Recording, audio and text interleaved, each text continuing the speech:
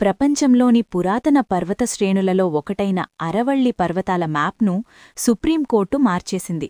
ఇప్పటివరకు ఏది కొండ, ఏది గుట్ట అనే విషయంలో ఉన్న సందిగ్ధతకు తెరదించుతూ ఒక కొత్త డెఫినిషన్ను కోర్టు ఆమోదించింది. కాని ఈ తీర్పు ఇప్పుడు దేశవ్యాప్తంగా పెద్ద చర్చకు దారితీసింది.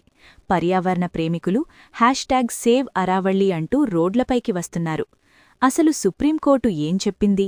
ఈ 100 మీటర్ల నిబంధన వెనుక ఉన్న అసలు చిక్కులేంటి?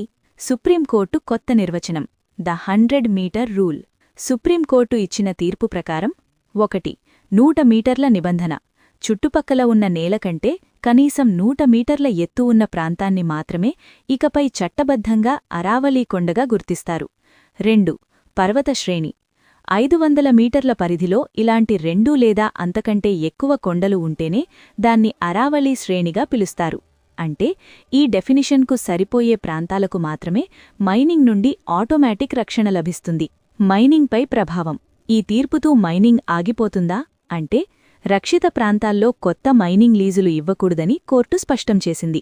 అయితే ఇప్పటికే ఉన్న లీగల్ మైనింగ్ కఠినమైన శాస్త్రీయ నిబంధనల ప్రకారం కొనసాగవచ్చు. శాస్త్రీయ మ్యాపింగ్ మరియు సస్టైనబుల్ మైనింగ్ ప్లాన్ సిద్ధం చేసిన తర్వాతే తదుపరి చర్యలు ఉంటాయి.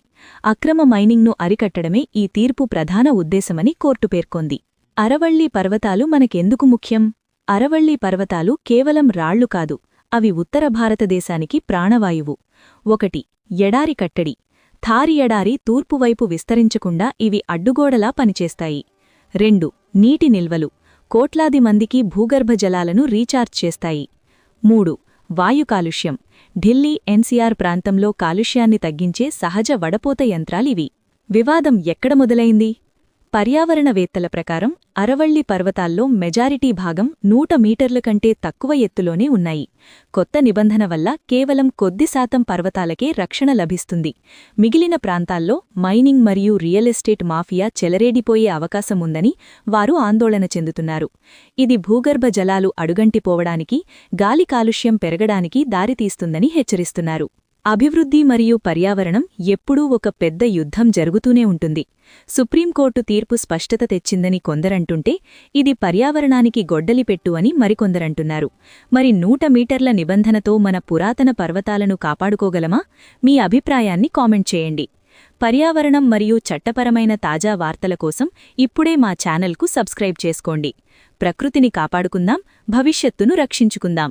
జై హింద్.